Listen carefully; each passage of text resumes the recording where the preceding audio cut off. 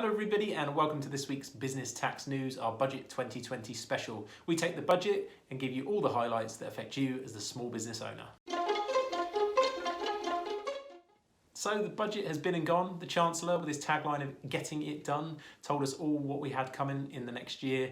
I know the tagline itself got repeated quite a few times and turned into almost a drinking game internally, so that was quite a good bit of fun. But there was plenty of news for the small business tax owner, so we're going to go through it a little bit longer than usual on this one, but there is quite a few things and a lot of good news for us all. So the first piece of good news is that if you've got a team, currently you pay national insurance on and above most of their wages if they're earning a good amount of money each year, and there's a £3,000 annual allowance that you get to knock off that, keep your bill down. It's actually moving up to £4,000, so presuming that you pay at least that amount, you're going to be much better off, so that's fantastic news. I think a lot of people find that quite a struggle as an additional cost, so that's perfect. Of course, this only affects really small employers, so with less than 250 people I think is the current limit that's being mentioned. We should say as well, this video is being recorded straight after the budget, so there's little detail out there at the moment. We're just going off the budget documents we've been able to view and everything we noted why we were watching it. So if there is more details and some of this changes, we'll update you as that comes. So the big one that was in there, I think a lot of business owners that have property will appreciate this.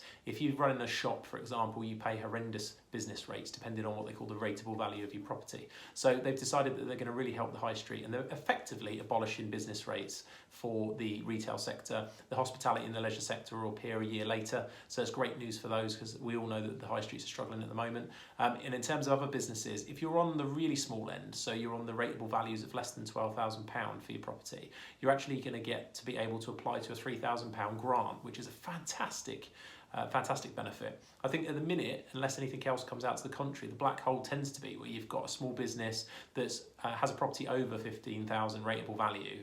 There's a bit of a cliff edge there, and at that point you're not eligible for this grant. So yeah, a bit of a shame on that front. The same as I've seen quite a bit of commentary already on Twitter talking about, you know, bars and pubs that have got rateable values over 51 grand also being a complete cliff edge. There's no relief at all after that. You're either paying none or full. So interesting to see how that develops, but the government has promised a complete business rates review. So of course you couldn't get through the budget without chat about COVID-19, the coronavirus, and in this case there's quite a few measures being put in place. I mean, the government really just literally spent money like you wouldn't believe. It's interesting to see where that's all going to come from, but many measures, but the ones that affect you as a small business owner is, again, taking it to employee level at the moment. If you're paying sick pay at the moment as a small business, it's a cost to you. You can't get any relief for it. Currently, there's a scheme now that if your employees are off with COVID-19 related illnesses or isolation, you can pay them 14 days sick pay from day one. So normally you wait 3 days, then pay them on day 4, but it's from day one. You can claim those 14 days back. Now, the problem at the moment, as tax and payroll people ourselves, it's interesting to see how that's practically going to work, and the budget document mentions that kind of fear. So we're currently waiting to see how that's going to work. But in theory, you're going to be able to write it off probably against your normal PAYE bill or something like that. So more on this later. But in essence, I think that's a great change, because the last thing I want to do is, you know, deny people pay. But as a small business, and as many of my clients are, it would be really quite costly if you imagine suddenly 80% of your staff are off and you're having to pay them all statutory sick pay. So it's great news for them, great news for the employer. So in terms of individuals, you've got the taxable threshold didn't move. So the personal allowance, there was no mention of that. It's staying the same, £12,500 a year you can earn before paying tax. But the national insurance threshold for individuals did move up in line with their manifesto pledge. So £9,500 is now the new limit. So if you're self-employed, that's about a £78 tax cut really. And if you're a director of a limited company, it's actually pretty exciting because it helps you be even more efficient. So that's great news all round on that front.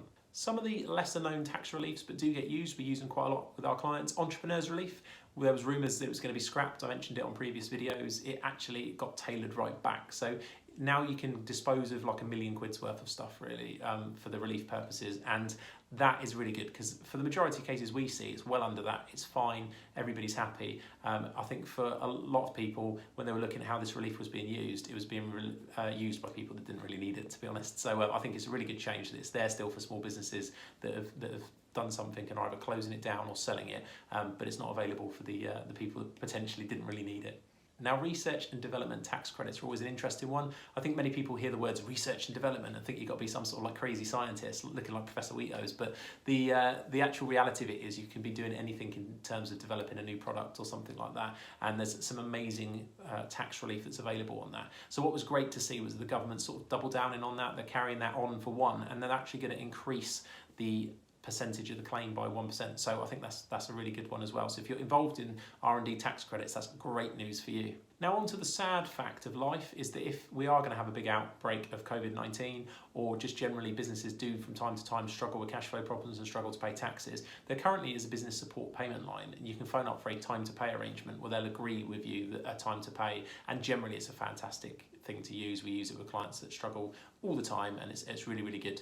And this really, I think, came to the forefront during the last financial crisis. What the budget document says is they're adding another 2,000 call handlers to this who are experienced, and they're going to have a COVID-19 dedicated line to talk to you about those exact issues and come up with a bespoke payment plan. So presumably they just want to be a bit more reasonable about it and don't want everyone claiming that that's the problem, but they're going to have a chat with you and then come up with a plan, which I think is cool, because you could have massive issues or you could have minor issues, and it'd be great to talk those through. So that's going to be available as well. One thing that I've talked about a lot recently is IR35, which is affecting many contractors from April, more than a few actually, a lot of contractors from April, and also other things like the construction industry. I've seen it a little bit, not for the majority of trades, but for professionals working for these bigger corporations. They've been struggling with this as well. But the Chancellor basically barely mentioned it and just said, yeah, it's going ahead. So there's no updates on that. It's sad times all around at the moment. So I'll keep you updated with that as any more info comes. And as a final note, I think what was quite interesting to see is he did make mention that there is going to be a second budget in autumn. So we get to do all this excitement all over again. I think that's it for now. That's all the important highlights. The budget was obviously quite wide, so there'll be plenty of other information you might be interested in reading, but for the small business owner, they're the key points.